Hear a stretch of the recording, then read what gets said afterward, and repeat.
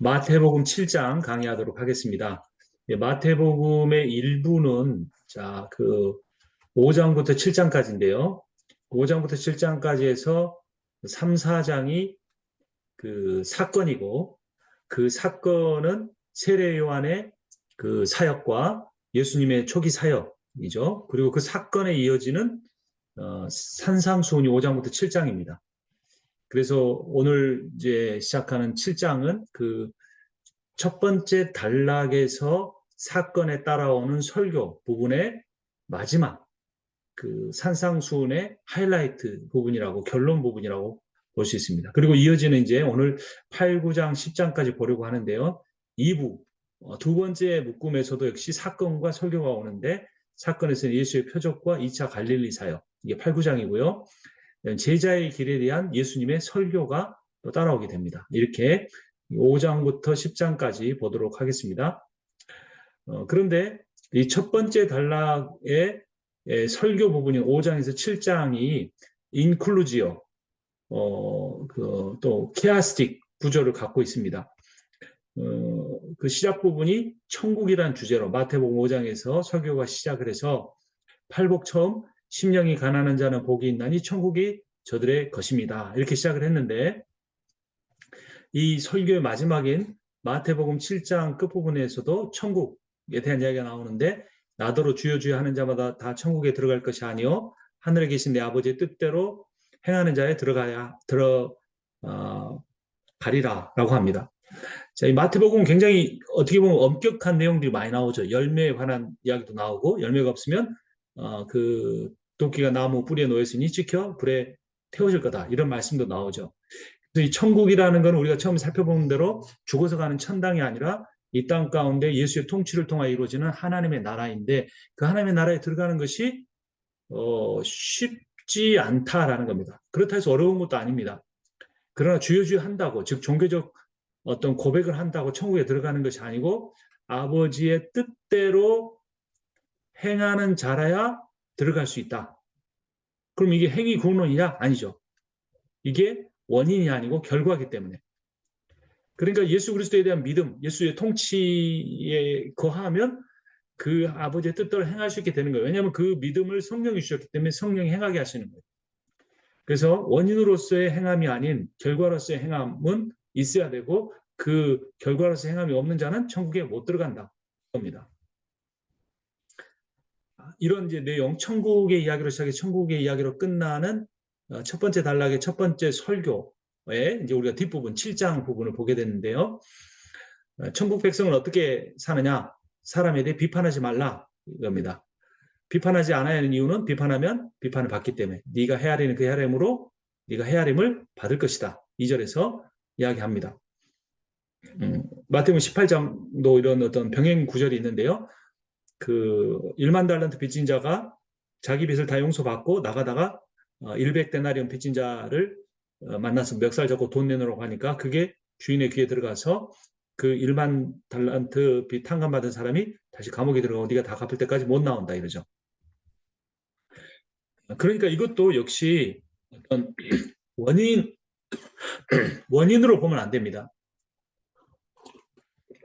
네가 그 너한테 채무자를 용서해 줘야 네 채무도 없어진다, 이 말이 아니고, 네가 정말 너의 채무가 다 탕감을 받은 은혜를 누린다면 너도 당연히 그 다른 사람의 너에게 진 그 채무를 다 탕감해 줄 거다 이거예요. 네가 탕감해 주지 못하는 것은 그러한 은혜를 체험하지 못했다. 그 은혜에 근거한 믿음이 없다. 이겁니다. 이거 심각한 겁니다. 우리가 결과가 없으면 원인으로서의 믿음을 확증할 수가 없다. 열매가 없으면 그 나무는 가짜다. 이런 것들. 그래서 우리가 1만 달란트라는 우리가 갚을 수 없는 그 빛을, 그 탕감받은 은혜가 얼마나 큰지를 묵상하며 살아야 합니다. 그렇지 않으면 사람은 어리석어서 금방 내게 돈 갚지 않는 사람에 대해서만 분노하겠죠. 경제적인 것만 아니라 영적인 것, 관계적인 것, 내가 이만큼 했는데 네가 나에게 이렇게 해? 이렇게 생각하는, 그건 잘못된 생각. 그런 부분들을 우리가 이 마태복음을 보면서 고쳐가야 합니다. 자, 그런데도 불구하고 왜 비판하게 될까? 자, 비판이 자기에게는 지나치게 관대하면서 타인에게 지나치게 무자비하기 때문에 생긴다라는 겁니다. 보죠. 그 아주 재미있는 비유를 3절에서 말합니다. 어찌하여 형제 눈 속에 있는 티는 보고 내 눈 속에 있는 들보는 깨닫지 못하냐. 들보가 뭐예요? 대들보. 들보라는 거는 이 그 한옥집을 짓는 큰 기둥, 이 지붕의 무게 하중을 여러 기둥으로 보내주는 게 들보입니다. 이게 대들보라고 하죠. 우리 집의 대들보다 어마어마하게 큽니다. 제가 엊그전에 극한 직업이라는 이 다큐멘터리를 봤는데 하나에 500kg짜리 있습니다. 들보가. 그게 어떻게 눈 속에 들어갑니까? 예수님이 얼마나 비유를 재밌게 합니까? 4절에 보라 네 눈 속에 들보가 있는데 어찌하여 형제에게 말하기를 나로 내 눈 속에 있는 티를 빼게 하라 하겠느냐라는 거죠. 사람은 정말 그럴까요? 이거를 전문 용어로 내로남불이라고 하죠. 이거 하면 로맨스고 타인이 하면 불륜이다. 내로남불이 아마 현대 한국 사회를 가장 잘 드러내주는 그런 표현이 아닌가 싶습니다. 그래서 예수님께서는 어떻게 하라고 말씀하십니까? 5절을 보니까 네 눈 속에 들보를 빼라. 그 후에 밝히 보고 형제의 눈 속에서 티를 빼리라. 이거죠. 그렇게 하지 않은 자는 어떤 사람이다? 오해식하는 자다. 자기 눈 속에 대들보가 있는데 없는 것처럼 하는 위선자다 이겁니다. 그럼 그 들보를 뺀다는 말이 무슨 말입니까? 그 어떻게 들어있지도 않겠죠. 그걸 어떻게 빼겠어요? 우리가 외과 의사도 아니고. 그게 뭐냐면 인정하라는 게 인정. 내 눈 속에는 형제의 눈 속에 티끌이 있지만 내 눈 속에는 대들보가 있습니다라고 인정하라는 거예요. 인정하면 되는 거예요. 바울은 그걸 어떻게 인정했습니까? 디모데전서 1장 15절에 나는 죄인 중에 괴수다 이렇게 말했어요. 이게 그냥 한 말이 아니죠. 정말 심각하게 깨닫고 고통스러워하면서 내뱉은 고백이에요. 이러한 영성이 있으면 주변에 어떤 사람도 그 사람을 걸고 넘어지지 못합니다. 적어도 목회자에게 이런 영성이 필요한 것 같습니다. 저도 성도들을 어떤 그 판단할 때가 있어요. 왜 저렇게밖에 행동하지 않을까 이렇게 볼 때가 있습니다. 그런데 그때마다 저는 제 눈 속에 티를 대들보를 보지 못하는 거죠. 그런데 놀랍게도 자신을 죄인 중에 괴수라고 인정하는 자신의 눈에 대들보가 있으면 인정하는 속에 하나님의 은혜가 있습니다. 그래서 죄가 더한 것에 은혜가 더욱 넘쳤다라는 고백이 있죠. 내 죄를 인정하고 문제 해결하면서 다른 사람 입장도 이해하게 됩니다. 그러면 사람에 대한 편견이나 선입견도 되죠. 그리고 나면 어떻게 생각합니까? 저 사람도 그만한 고통을 겪었을 거야.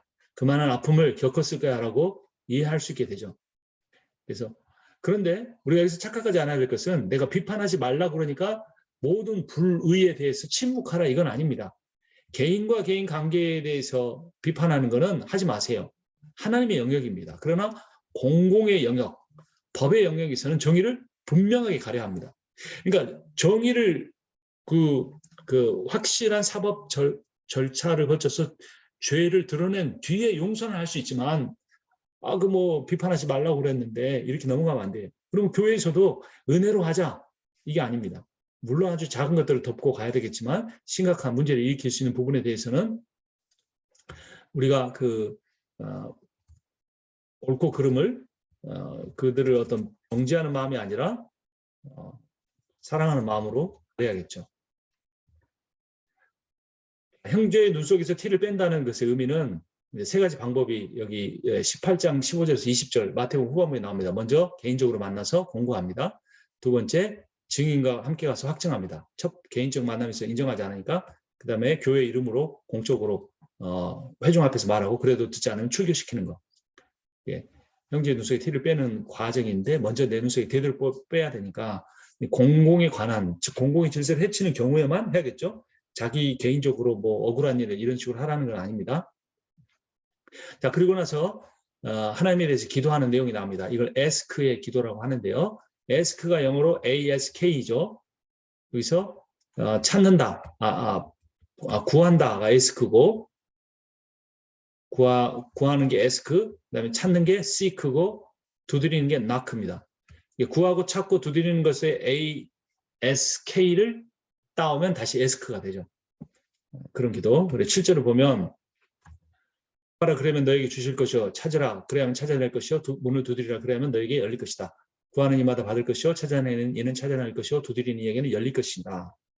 구하다 아이페오는 아랫사람 윗사람에게 부탁한다 이 말입니다. 그 다음에 찾는다는 건 하나님을 찾는다는 의미예요. 두드리라, 쿠르에토, 천국문을 두드린다는 겁니다. 자, 그러니까 여기에 구하고 찾고 두드린다는 말은 어떤 우리의 그 일상의 삶에 필요한 것들이라기보다는 어떤 하나님에 대한 그다음에 하나님이 다스리는 그 하나님의 나라에 대한 갈망, 갈증을 이야기하는 겁니다. 이게 팔복의 첫 번째, 심령이 가난한 자는 복이 있는 천국이 저희 것입니다. 심령이 가난하다고 할 때 이 가난은 푸토코스는 절대적 가난입니다. 이 도움이 없으면 나는 죽는다 이거예요. 내가 뭐 갖고 있는데 하나 더 얻고 싶어서 달라고 하는 게 아니에요. 그래서 우리가 그 하나님 앞에서 가난한 마음을 가지고 하나님이 없으면 나는 죽습니다. 하나님의 통치가 없으면 나는 죄악에서 벗어날 수가 없습니다라는 간절한 마음을 가지고 하나님을 찾고 하나님 나라의 문을 두드리라라는 거죠. 이 SK의 기도가 현재행이에요. 계속 구하라는 겁니다. 자, 그럼 하나의 비유를 우리가 볼 수 있는데 누가복음 11장 9절에 10절 보면 여기 SK의 기도가 나온 다음에 내용이 뭐가 나오냐면 너희 중에 누가 아들이 떡 달라는데 돌 주겠느냐, 생선 달라는데 뱀 주겠느냐, 악할지라도 자신에게 좋은 것 줄 줄 아는데 하물며 하늘에 계신 내 아버지께 구하는 자에게 좋은 것으로 주시지 않겠느냐. 자, 이게 뭐냐면 여기는 이제 이 부분은 그 마태복음이에요. 마태복음이 뭐라고 되어 있냐면 좋은 것이라고 되어 있어요. 좋은 것. 좋은 것을 주시지 않겠느냐. 근데 누가복음 11장 13절을 보면 너희가 악할지라도 좋은 것을 자식에게 줄 줄 알거든 하물며 너희 하늘에 계신 아버지께서 구하는 자에게 성령을 주시지 않겠느냐. 그러니까 마태복음에서는 SK의 기도의 결과가 좋은 것 받는다 이거예요. 그런데 누가복음에서는 그 SK의 기도의 결과가 성령을 받는다 이거예요. 그러니까 마태복음에서 좋은 것이라는 것은 누가복음에서 성령과 일치가 돼서 마태복음이 말하는 좋은 것이란 최고의 것. The best one is the Holy Spirit. 성령을 받는 것이 가장 중요하다는 겁니다. 오늘 성령이 또 여러 번 강조가 되겠지만 성령이 시작이고 성령이 결론입니다. 어떤 성령을 은사론적으로 이해하지 말고 성령을 신비적, 어떤 체험적, 어떤 그런 것으로 이해하지 말고 성령은 인격적입니다. 예수 그리스도의 복음을 가장 극명하게 드러내시고 하나님 나라를 우리에게 임하게 하시고 우리로 하여금 예수를 닮게 하는, 예수께 순종하게 하는 인격적 말씀의 영이에요. 진리의 영입니다. 천지 창조의 영입니다. 자, 그래서 구하느냐 구하지 않느냐의 문제보다는 구하는 모습에 드러나는 우리 하나님과 인격적 관계와 신뢰 관계를 강조하는 거예요. 이 SK 기도라는 거는. 기도한다는 말은 무슨 의미냐면 내가 뭔가가 필요해서 그것을 받아낸다 이게 아니에요. 내가 필요한 것, 내가 갈급해하는 것, 그것을 누구를 통해 얻으려고 하느냐, 즉 하나님을 통해 얻으려고 한다. 그 하나님과의 관계, 하나님에 대한 깊은 신뢰. 그래서 그 기도하는 시간이나 기도하는 깊이나 기도의 내용이 바로 나와의 하나님의 인격적 깊은 신뢰의 관계를 표현해 준다는 거죠. 우리의 기도대로 된다는 보장은 없어요.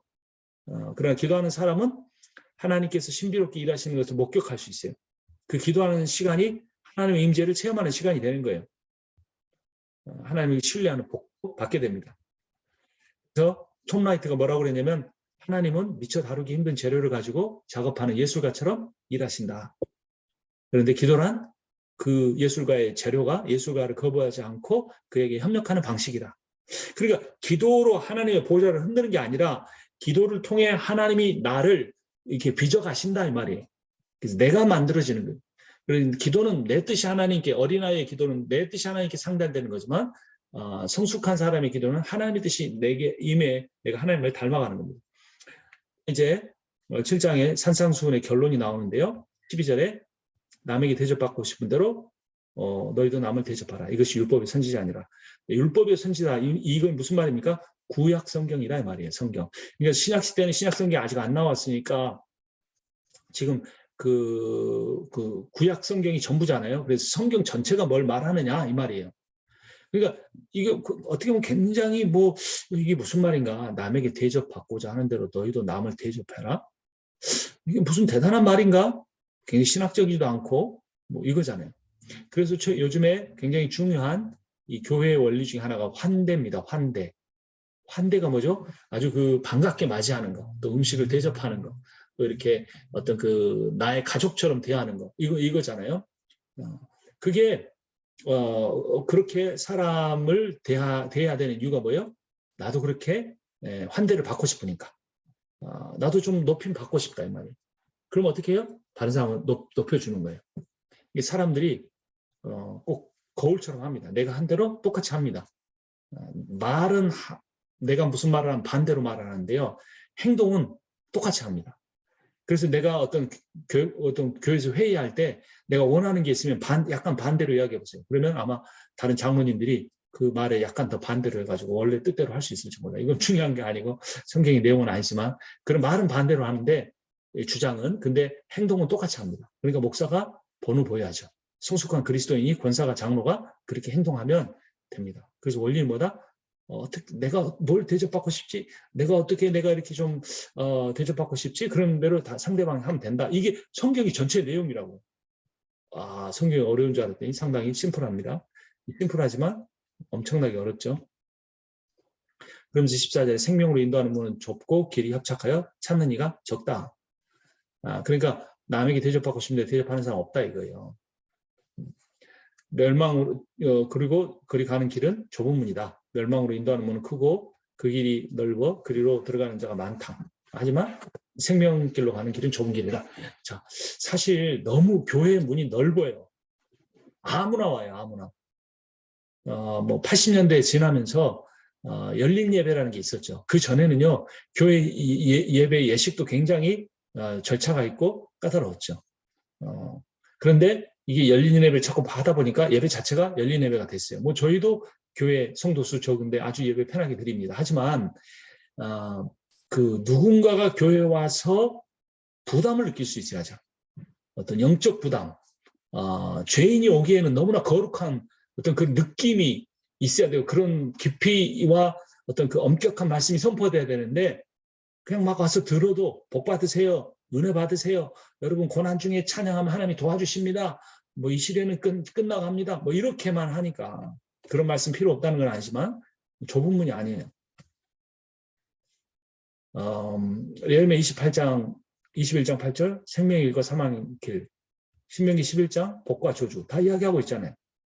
여호와의 명령을 들으면 복이 될 것이요 듣지 않으면 어떻게 한다? 저주를 받으리라. 복도 선포하지만 저주도 구원도 선포하지만 심판도 선포를 해야죠. 반쪽짜리 복음은 복음이 아니에요. 인생도 신앙생활도 길을 걸어가는데 그러니까 복의 길을 걸을 것이냐 그 저주의 길을 갈 것이냐 이게요. 인생이 그 길을 걷는 거예요. 어떻게 해야 돼요? 예수님 말씀하시죠. 요한복음 14장 7절 6절 나는 길이요 진리요 생명이니 나를 거치지 않고는 아무도 아버지께 갈 사람이 없다. 예수님이 사실 예수 통과하는 길이 아니라 그 진리 자체인 거죠. 생명 자체, 그 길 자체, 아버지 자체인 거죠. 그래서 결국 우리가 어떻게 하면 저주가 아닌 복, 심판이 아닌 구원을 얻을 것인가? 예수 그리스도다. 근데 이 예수 그리스도를 믿으면이라는 말에 문제가 있어요. 현대교회 믿는다. 믿는다는 말이 도대체 무슨 말이냐? 뒤에 가서 좀 더 보죠. 이 믿는다는 말이 왜곡됐어요. 오염됐어요. 거기서부터 교회가 좁은 문이 넓은 문이 되고 마음대로 들락거리는 그런 문이 되고 말았어요. 자, 그런데 예수님이 보시면 거짓 선지자를 삼가라 15절에서 말해요. 그러니까 예수님은 유대교인하고 싸운 적이 없어요. 유대교 지도자들과 대립했어요. 유대교 지도자들과. 일반 백성들 무리에 대해서는 좀 멀리 하셨지 그들과 싸우지는 않았어요. 더더군다나 그들보다 더 낮은 계층의 사람들은 함께 먹고 마셨지만 그러니까 목사나 장로가 문제예요. 장로들 문제입니다. 목사도 문제입니다. 그들은 종교 생활을 하기 때문에 그래요. 다 그런 건 아니지만 종교인이잖아요. 당회를 꾸려가고 교회를 하면서 종교인이 된 거예요. 예수님이 가장 싸우시는 대상이 종교인입니다. 예수님은 유대교라는 종교를 허무셨어요. 복음과 하나님 나라, 우주적 하나님 나라를 만들었는데 다시 기독교라는 것이 로마의 국교가 되면서 중세시대와 이제 거쳐오면서 하나의 종교가 됐어요. 그래서 카톨릭은 하나의 교황을 둔 종교인데 개신교는 그 교회 숫자만큼의 교황이 있는 종교가 되고 말았어요. 다 그런 건 아니지만 자, 그럼 어떻게 구별할까요? 열매로 구별해야 돼요. 16절 그들의 열매로 그들을 알지니 가시나무에서 포도를 엉겅퀴 해서 무화과를 따겠느냐? 좋은 나무는 아름다운 열매, 못된 나무는 나쁜 열매. 좋은 나무가 나쁜 열매 안 되고 못된 나무가 아름다운 열매 맺을 수 없다. 너무나 당연하고 상식적인 말이죠. 자, 그러면 이제 못된 열매를 맺는 사람이 누구냐? 21절. 나더러 주여 주여 하는 자들. 이런 사람이에요. 뭐라고 22절? 주여 주여 우리가 주의 이름으로 선지자 노릇하고 귀신도 내쫓고 많은 권능도 행했다. 저는 여기 뭐 하나도 할 수 있는 게 없어요. 귀신을 어떻게 내쫓겠습니까? 어떻게 많은 권능을 행하겠습니까? 선지자 노릇 대단한 거죠. 얼마나 설교를 잘하고 부흥의 강사 뭐 수십만 명 앞에서 할 수 있는 그런 능력이 나타났겠어요. 그런데 나하고 상관없다 이거예요. 그럼 하나님 뜻대로 한다는 것은 도대체 무슨 말인가? 그 사람들에게 예수님이 뭐라고 그랬냐면 23절에 불법을 행하는 자들아 여기서 떠나가라 이랬어요. 자, 여기서 핵심은 뭐냐면 여기서 불법이라는 게 문제겠죠. 불법. 도대체 이 불법은 뭐길래 이 사람 도대체 무슨 불법을 행했는가? 그래서 예수님이 항상 그 대척점에 있었던 종교인들의 핵심 뭐냐? 외식입니다. 외식. 위선. 그러니까 너무 종교적인 어떤 것으로 자신들의 죄인됨을 그 부패함을 가리려고 했던 거예요. 신앙은 종교적 업적이나 충성이 아니에요. 마음의 변화입니다. 마음이 바뀌는 거예요. 근데 이게 마음이 깨끗이 나 불교처럼 새벽에 일어나 3시에 일어나서 몸 닦고 참선하고 마음의 색즉시공 공즉시생 인생은 무고 무로 돌아가서 아무것도 없는 거고 인간의 그 번뇌로부터 벗어나서 해탈이 이르는 게 아니고 상하고 찢겨진 마음 탐심과 정욕으로 가득한 마음을 오픈하는 거예요. 그대로 인정하는 거예요. 그렇게 안 하고 감춰요. 색칠해요. 용서 못 받습니다. 용서를 받을 수가 없죠. 예수님 용서를 하신 게 아니라 자기 용서를 받으려고 하는 게 아니니까 자기 실체를 드러내야 되는 거예요. 교회는 죄인들의 공동체가 돼야 돼요. 죄를 지으라는 게 아니고 자신의 죄임을 고백할 수 있는, 인정할 수 있는, 드러낼 수 있는 공간이 돼요. 왜 교회에 가서 숨쉬기 힘들까요? 자신의 실체를 드러내지 못하기 때문에. 성령으로 인하여 드러내는 게 아니라 종교적으로 포장해서 그렇지 않는 척하기 때문에. 아름다운 찬양대, 그럴듯한 설교, 화려한 강단, 편안한 인테리어 이런 것들로 다 감춰버리고. 그래서 여기 마태복음 15장 7절 위선자들아 이사야가 너희를 두고 적절히 예언하였다. 이 백성이 입술로는 나를 공경해도 마음은 내게서 떠나있다. 뭐가 중요한 겁니까? 마음이에요. 종교적 언어를 구사하는 입술이 아니라 자신의 처참한 죄인됨을 죄인된 그것을 드러낼 수 있는 마음. 자, 이런 열매가 없는 사람들은 어떻게 됩니까? 찍혀 불에 던진다. 그래서 이게 핵심. 여기 그 정운택 교수님이라고 제가 존경한 저희 스승 중에 책 썼는데 그 책 제목이 열매로 알리라. 열매로. 아무 소용없습니다. 믿음? 그러니까 믿음이 중요하지만 믿음이 너무나 오염된 단어로 사용이 되기 때문에 믿음 아니에요. 그런 오염된 단어로서의 믿음은 열매예요. 열매가 없으면 안 돼요. 그럼 열매가 뭐냐? 회개의 열매가 있어야 돼요. 마태복음 3장 8절에서는 그리고 나서 뭡니까? 성령의 열매가 있어야 돼요. 회개도 성령의 열매도 성령이 맺게 하시는 거예요. 그럼 어떤 열매가 있는지 한번 봐야 돼요. 사랑과 희락과 화평과 오래 참음과 자비 양성과 충성과 온유와 절제. 이게 다 예수 그리스도의 성품이죠. 이 성품을 대표하는 것은 뭡니까? 사랑이에요. 이 사랑의 다른 모습이 희락이고 화평이고 오래 참음과 자비 양성 충성 온유 절제. 이게 다 사랑 고린도전서 13장에 나오는 사랑의 속성들이잖아요. 그러면 이런 것들이 아닌 건 뭐가 있습니까? 음행과 더러운 것과 호색과 우상 숭배와 주술 투기와 술 취함과 방탕함과 이게 뭐예요? 이런 것들이 있습니까? 없습니까? 저는 이런 것들이 상당히 많이 있습니다. 그러면 어떻게 된 거예요, 이게?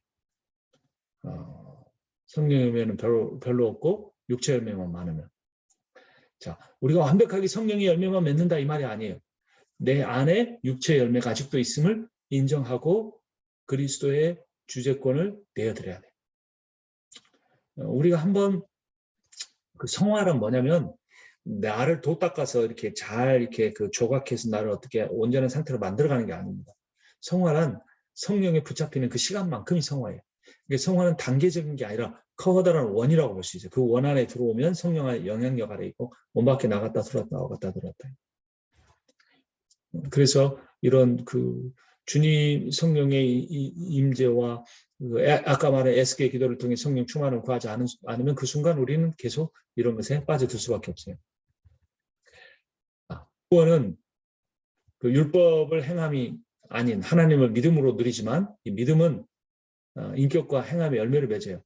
여기서 믿음은 뭐예요? 자아가 죽고 성령으로 사는 것이 믿음이에요. 그렇게 살겠다고 결정하는 것이 믿음입니다. 이 열매가 없이는 천국에 들어갈 수가 없어요. 이 열매를 맺는 것은 주님의 사랑과 은혜로 말미암고 우리의 믿음과 순종으로 받아들여지는 거예요. 그래서 예수님이 비유를 하나 드십니다.